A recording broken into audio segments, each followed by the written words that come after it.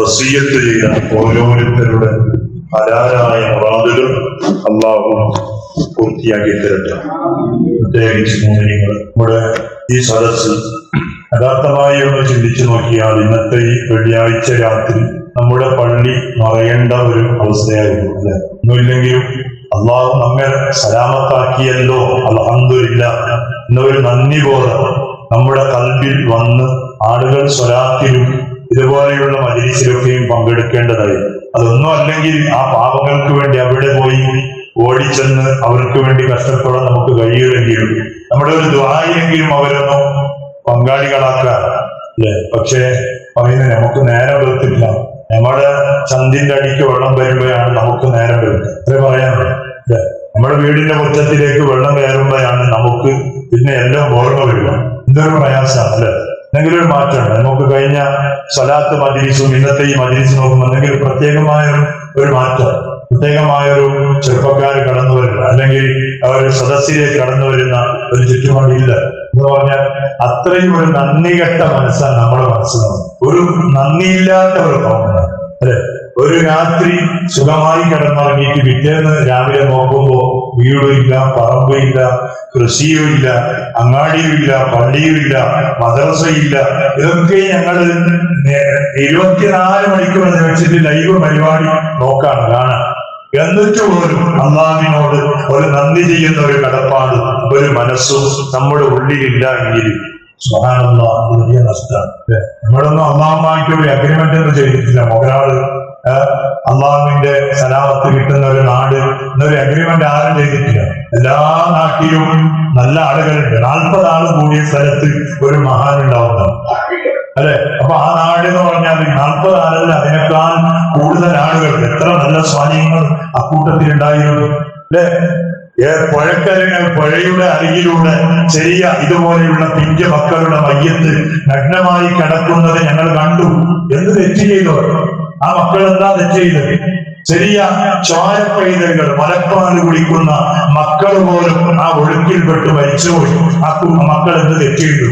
അപ്പൊ തെറ്റ് ചെയ്തവരെ മാത്രമല്ല അള്ളാഹു താല പരീക്ഷിക്കുക. അള്ളാഹിന്റെ സമയം വരുമ്പോ സുബ്ഹാനല്ലാഹ് ആ ആളല്ല നോക്കൂല, നാടിനെ നോക്കൂല, മുസീബത്ത് വരലാണ്.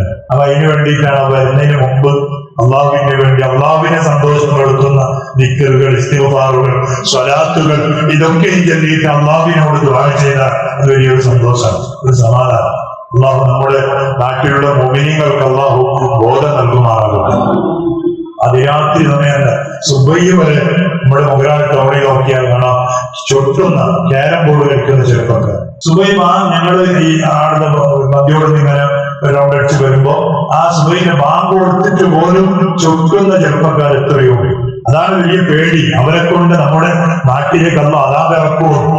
തഹജ്ജുദിന്റെ സമയത്ത് പോലും ഈ ഹറാമായ പ്രവർത്തനം നടത്തുന്ന ചെറുപ്പക്കാർ ക്യാരം കളിക്കുന്നതിന് വിധിയെന്താ? മഹാനായ ഇമാം നവവി റളിയല്ലാഹു അൻഹു പറയുന്നത് പന്നി ഇറച്ചി കൊണ്ട് കളിക്കും പോലെയാണ്, പന്നിയുടെ ഇറച്ചി കൊണ്ട് കയ്യിൽ കളിക്കും പോലെയാണ് ക്യാരം കളിക്കലെന്ന് മഹാനായ ഇമാം നവവി റളിയല്ലാഹു അൻഹു പറഞ്ഞു. നമ്മുടെ സമുദായം ഇവിടെയാണ്. എന്ത് ബോധാണുണ്ട്. നമ്മുടെ നാടെന്ന് പറഞ്ഞാൽ മഹാന്മാരുടെ നാടാണ്. എത്ര സ്വാധീനങ്ങളുണ്ട്, എത്ര നല്ല ആളുകളുണ്ട്.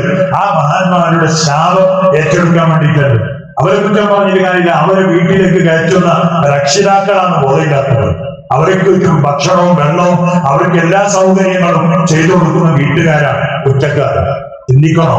നമ്മൾ ചെറിയ ഇതുപോലെയുള്ള മക്കളെ വലുതാക്കിയിട്ട് കുറച്ച് യുവാക്കളാകുമ്പോ അവരെ നിയന്ത്രിക്കാൻ കഴിയാത്ത ഒരവസ്ഥ നമുക്ക് വന്നാൽ പിന്നെ നമ്മളെ കുറിച്ച് പറയാൻ കെങ്കൂസാണ്.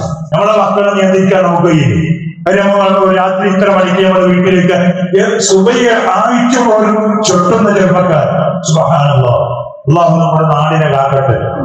ആരെങ്കിലും ചില ആളുകൾ തെറ്റുന്ന, ഈ നാടെന്നല്ല ഏത് നാട്ടിൽ പോയാലും ക്ലബ് നല്ലതാണ്. നല്ല ഒരുപാട് സാമൂഹിക പ്രവർത്തനങ്ങളൊക്കെ നടത്തുന്നുണ്ട്.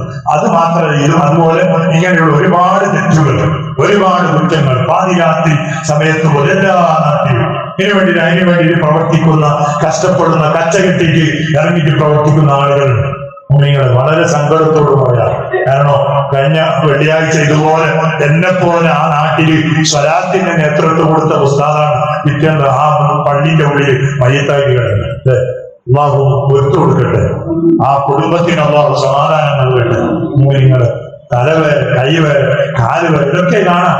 എന്നിട്ട് നമുക്കൊരു ടെൻഡൻസി, ഒരു മാറ്റം, നമുക്കൊരു മാറ്റമില്ല. അള്ളാഹു നമ്മുടെ കൽബിൽ ഈമാൻ ഉറച്ചു തരുമാറാകും. ഒരുപാട് ആളുകൾ ദുആ വസിയത്ത് ചെയ്തവരുണ്ട്. പടച്ച റബ്ബ് നമ്മുടെ ഈ മജ്‌ലിസ് കാരണമായി ദുആ വസിയത്ത്